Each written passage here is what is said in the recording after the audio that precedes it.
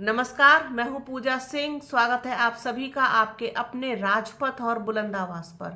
दोस्तों, जब से बिहार में जातीय जनगणना हुई है तब से लगातार इस मुद्दे पर बात हो रही है, चर्चा हो रही है, क्योंकि ओबीसी जो है वो परसेंटेज काफी जो है निकला बिहार में। सारी सच्चाई सबके सामने आ गई, जिस तरीके से आंकड़े सामने आए, जिस तरीके से सारी जो है चीजें निकल के सामने आई, वो बहुत ही चौंकाने वाली चीज थी। और ये जो खुलासा हुआ कि 27% ओबीसी दिखा करके और 65% है जबकि, और उनका आरक्षण जो है कहीं और ही दिया जा रहा है, तो इस पर जो है अच्छी खासी बहस शुरू हो गई, क्योंकि ये एक बड़ा मुद्दा है। जातीय जनगणना अगर हो जाती है तो कौन जाति किस किस परसेंटेज में है, ये जो है क्लियरली पता चल जाएगा। और इसके बाद अगर सबसे ज्यादा नुकसान किसी को होगा तो वो भारतीय जनता पार्टी है। भारतीय जनता पार्टी का सबसे बड़ा वोट बैंक है ओबीसी वोट बैंक, जिसके बल पर उन्होंने 2 बार सत्ता हासिल की है और तीसरी बार सत्ता हासिल करने का वो ख्वाब देख रही है। प्रधानमंत्री नरेंद्र मोदी चाहते हैं कि वो इस बार भी प्रधानमंत्री बने और बीजेपी सत्ता में आए। लेकिन जब से ये मुद्दा जो है चर्चा में आया है, इस मुद्दे को हवा मिली है। और हवा तब से मिली है जब महिला आरक्षण बिल ये लेकर के आए थे और उसमें इन्होंने ओबीसी का जो है रिजर्वेशन नहीं दिया था। इसके बाद कांग्रेस ने और राहुल गांधी ने इस मुद्दे को उठाया, इस पर बात की, इस पर लगातार जो है बीजेपी को और प्रधानमंत्री नरेंद्र मोदी को घेरा।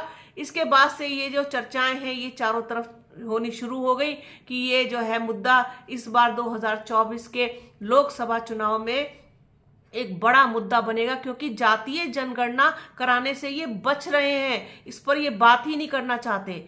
और यही जो है सवाल कांग्रेस जो है काफी समय से उठा रही है और आज भी इस पर जो है सवाल उठ रहे हैं, क्योंकि जो इस वक्त उत्तर प्रदेश के लखनऊ में जो सदन चल रहा है उसमें उत्तर प्रदेश के जो मुख्यमंत्री हैं योगी आदित्यनाथ, उन्होंने इसको सिरे से नकार दिया कि जातीय जनगणना कराने का अधिकार तो राज्य सरकारों के पास है ही नहीं, वो तो केंद्र सरकार के पास है। जबकि सुप्रीम कोर्ट इस चीज को खारिज कर चुकी है कि केंद्र सरकार ही कराएगी और राज्य सरकारें नहीं करा सकती हैं। अगर ऐसा होता तो फिर बिहार की राज्य सरकार कैसे जातीय जनगणना करा पाई, ये भी एक सोचनीय प्रश्न है। अगर ऐसा कुछ होता तो ऐसा कुछ है नहीं, क्योंकि इन लोगों को तो खामखा लोगों को बहकाने की और उनको बेवकूफ बनाने की और झूठ बोलने की आदत है। तो कांग्रेस ने योगी आदित्यनाथ के इस बयान पर भी सवाल उठाए हैं और इतना बड़ा झूठ बोलने के लिए और अन्य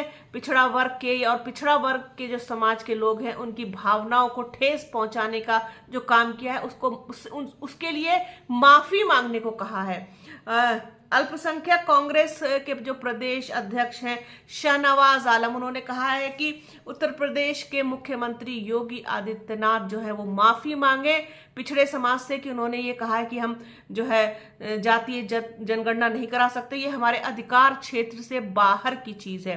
क्या कुछ कहा है शाहनवाज आलम ने, वो इस वीडियो के अंत में आप देख सकते हैं। और साथ ही उनका जो बयान आया है वो भी मैं आपको पढ़ के सुनाती हूँ, उससे चीजें आपको स्पष्ट हो जाएंगी, क्लियर हो जाएंगी कि वो किस तरीके से सवाल जो है वो उठा रहे हैं और किस तरीके से निशाना साधा है उन्होंने उत्तर प्रदेश की भारतीय जनता पार्टी की सरकार पर। देखिए क्या कहते हैं वो।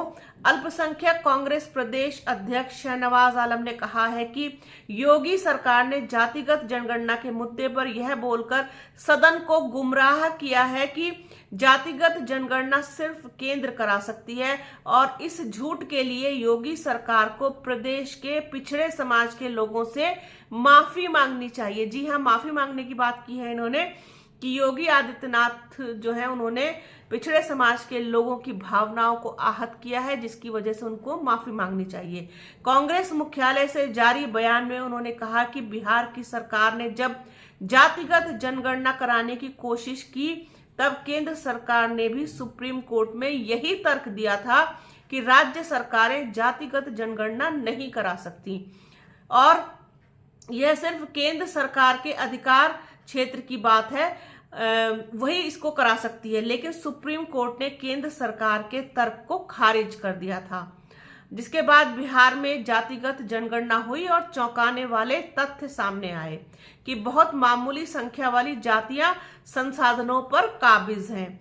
शाहनवाज आलम ने कहा कि योगी सरकार सवर्ण और सामंती हितों से संचालित है, इसलिए पुलिस विभाग पर भी सिर्फ एक ही जाति का वर्चस्व दिख रहा है, जिसके चलते दलित उत्पीड़न के मामले भी दर्ज नहीं हो पा रहे हैं। उन्होंने कहा कि गैर कांग्रेसी विपक्षी दलों ने अपने कार्यकालों में सिर्फ चुनिंदा जातियों को ही आरक्षण का लाभ पहुंचाया और उन्होंने कभी जातिगत जनगणना कराने की कोशिश भी नहीं की। आज अगर जातिगत जनगणना पर बहस हो रही है तो इसका पूरा श्रेय राहुल गांधी और कांग्रेस को जाता है। उत्तर प्रदेश में ओबीसी कांग्रेस ने हर मंडल पर जातिगत जनगणना कराने के समर्थन में सम्मेलन भी किया था। तो ये कहा है अल्पसंख्यक जो प्रदेश अध्यक्ष हैं शाहनवाज आलम, उनका कहना है ये। और किस तरीके से उन्होंने पूरी चीज पर, पूरी मुद्दे पर जो है योगी सरकार को घेरा है, उस पर निशाना साधा है। तो उनका जो वीडियो है वो इस वीडियो के यानी मेरे वीडियो के बाद में आप देख सकते हैं, सुन सकते हैं कि उन्होंने किस तरीके से कहा है। जातीय जनगणना एक बड़ा मुद्दा है जो 2024 में डेफिनेटली जो है एक जो है बड़ा कारण बनेगा अगर भारतीय जनता पार्टी और प्रधानमंत्री नरेंद्र मोदी इस मुद्दे पर बात करने से बचते हैं और जातीय जनगणना नहीं कराते हैं तो इसका नुकसान भी भारतीय जनता पार्टी को उठाना पड़ सकता है, क्योंकि ओबीसी जो है वो सबसे बड़ी ताकत है भारतीय जनता पार्टी की और उन्होंने कहीं ना कहीं उनको गुमराह किया है, उनकी भावनाओं को आहत किया है, जिसकी वजह से नुकसान भी भारतीय जनता पार्टी को उठाना पड़ सकता है। तो ये मुद्दा ऐसा है कि अगर इस पर भारतीय जनता पार्टी बात करती है तो भी फंसती है और अगर नहीं करती है तो भी फंसती है। ऐसी गले की हड्डी ये बन गई है जिससे ना तो निगला जा रहा है ना उगला जा रहा है। तो इस पर बात करने से जो है इसीलिए बचते हैं शायद ये लोग, और किस तरीके से गुमराह लोगों को कर रहे हैं। तो इन सारी चीजों पर कांग्रेस ने सवाल उठाए हैं। तो ये एक चीज थी, सोचा आप लोगों के साथ इसको शेयर किया जाए। शाहनवाज आलम का जो बयान है वो आप देख सकते हैं और इस पर उन्होंने बात की है जातिगत जनगणना के मुद्दे पर। तो अपने दर्शकों के साथ इसको शेयर करना था। तो बने रहिए राजपथ और बुलंद आवाज के साथ। हमारे चैनल को लाइक कीजिए, शेयर कीजिए, सब्सक्राइब कीजिए, बेल आइकन जरूर दबाइएगा। अपना और अपनों का बहुत ख्याल रखिए। जल्द मिलूंगी आपसे एक नए वीडियो में एक नए मुद्दे के साथ। तब तक के लिए जय हिंद। जातिगत जनगणना कराने का अधिकार राज्यों को है और इसी बुनियाद पे बिहार में जातिगत जनगणना हुआ, वहाँ की सरकार ने करवाया।